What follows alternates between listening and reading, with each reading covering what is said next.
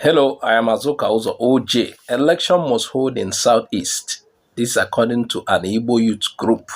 They are saying this against what Simon Ekpa said. Simon Ekpa, who is like the leader of autopilot section of IPOB. And let's first look at what Simon Ekpa said some days ago. I think it's up to a week now. Then we'll come to show you what this youth have said. Replying to that, said, "This is the 4th day of October 2022. Some of you have been asking how the election will affect the Biafra restoration next year, 2023. And this is what I have for you today. As the Nigeria terrorist state, are planning to conduct the election in 2023, Biafra people are preparing to exit Nigeria. And the exiting Nigeria will start from stopping Nigeria election in Biafra territory. So we are going to fight to make sure nobody will vote in Biafra land. So we are taking our own destiny into our own hand. We are taking our future into our own hand.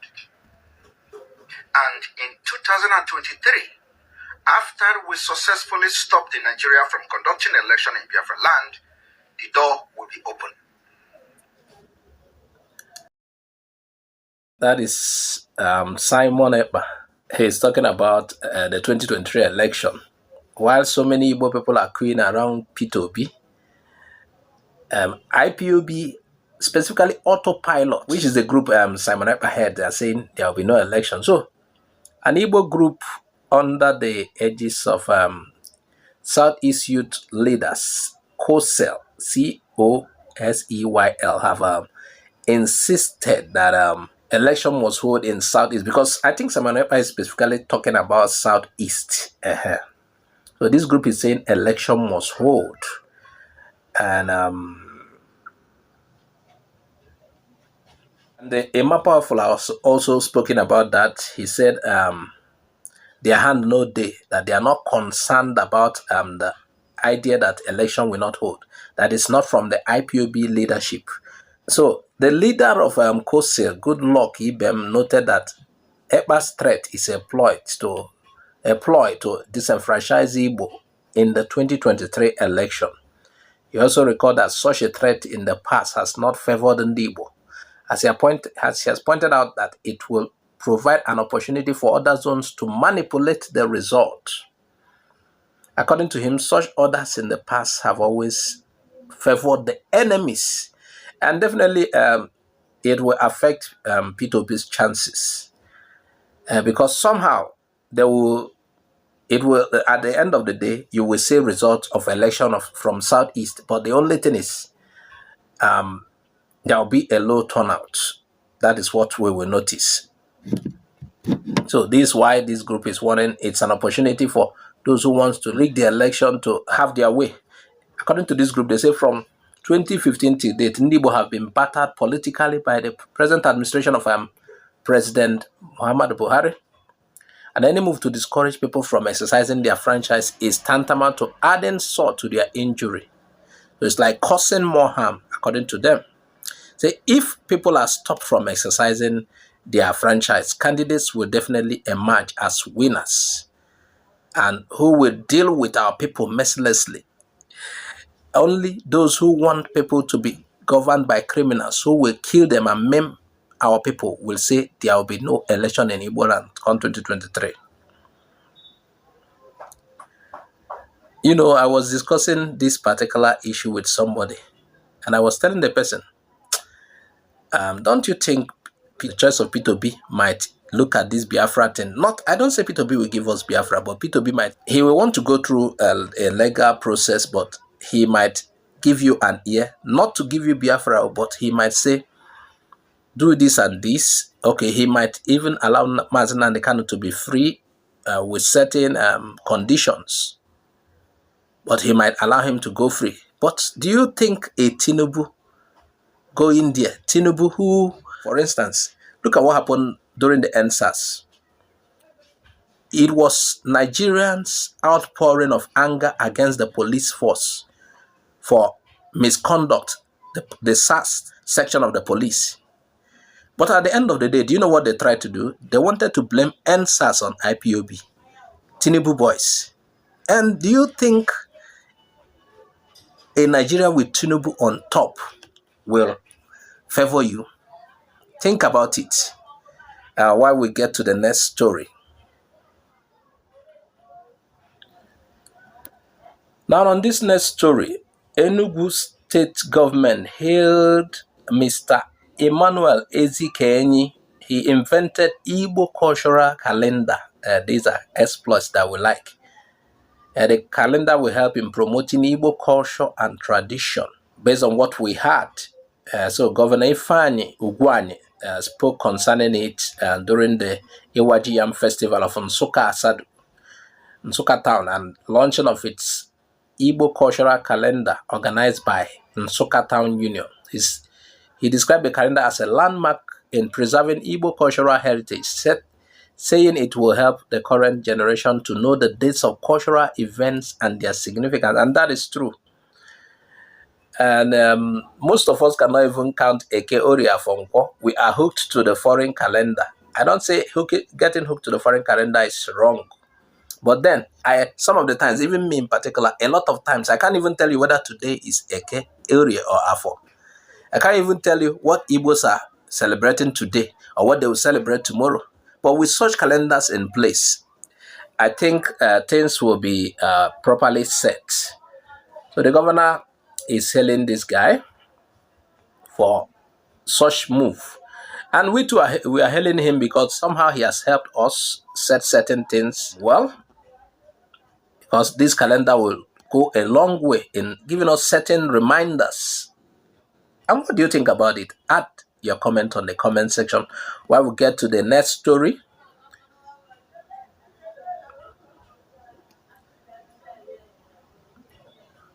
This story is bordering on fraud.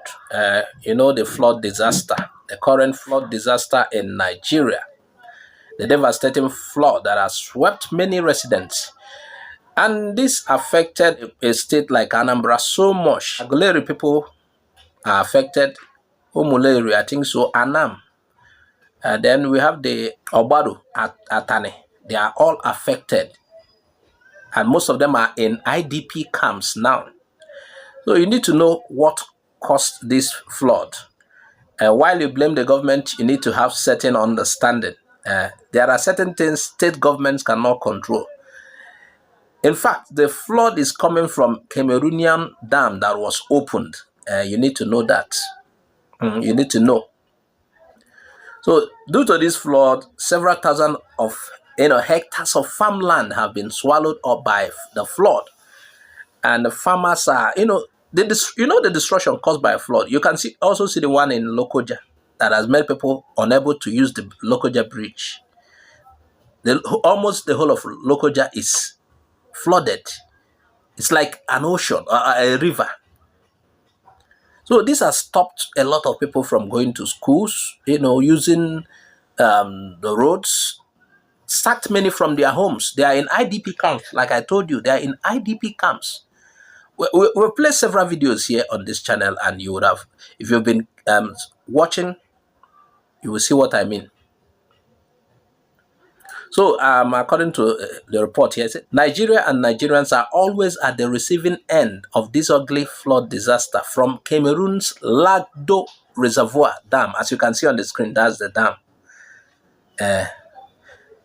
That's a map signifying how it's coming. This is a map, but let me take you. This is the dam. This is the dam. So it is affecting us each time this dam is opened. The water released from the dam time to time to avoid heavy destruction in Cameroon. And I think it's also due to heavy rainfall this season. So when it was released in 2012, it caused massive flood disaster in Nigeria. You can remember those times that even cars couldn't pass Lokoja, that they were using boats to ferry car to the other side. This year, 2022, they opened it again, the dam, and oh, Nigerians are suffering it. I hope it can be resolved. I don't really know, but I hope it can be resolved, or Nigeria can resolve it from their side, or Cameroon will be told to, these are waters, connecting waters, and more flood on the other side. When opened, it's disturbing them and they have to open it. I think you know how to resolve it. And here is a suggestion, and that is why I'm showing this video. I want to talk about a suggestion somebody made here. Okay, some group of people made this suggestion. They said, to find an everlasting solution to this flood disaster, Nigerian government should dredge our rivers and at the same time building our own dams. So this is like a solution.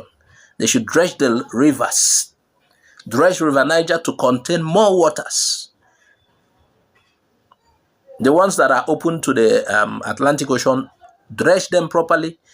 Because actually, what happens, why this water comes to the land is because there is no place for the water to stay. So they had to come to the land. But if it's well dredged, they will have enough place to stay. It requires money, but governments do that. So here are hashtag people that are involved in telling the government to dredge our rivers.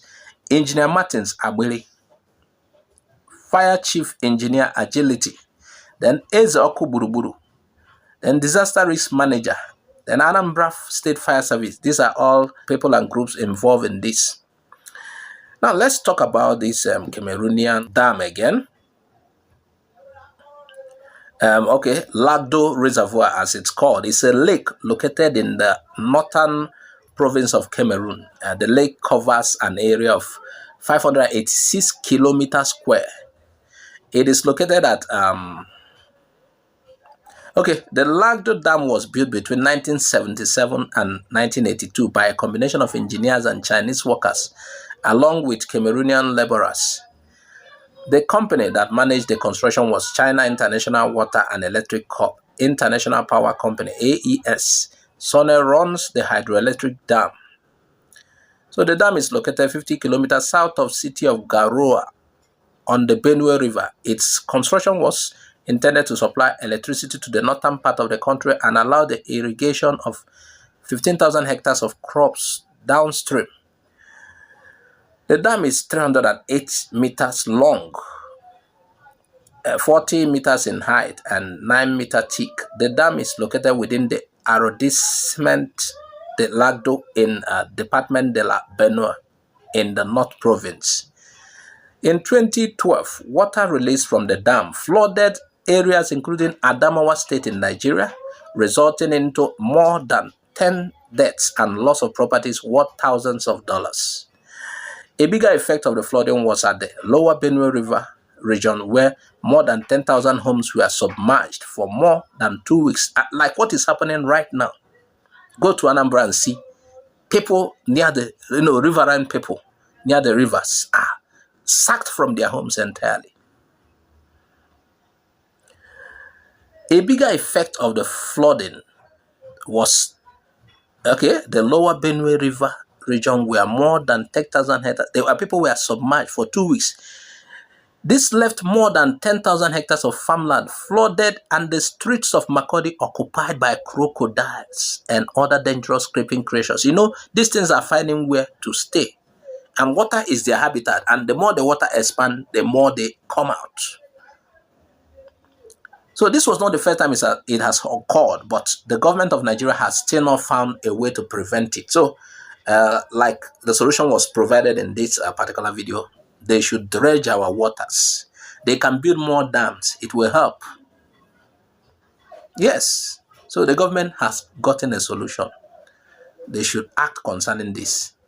Meanwhile, viewers, we would like you to add your comment. Tell us what you think. This is where we draw our curtain for today. I remain your host, Azuka Ozo Oje. Bye-bye for now.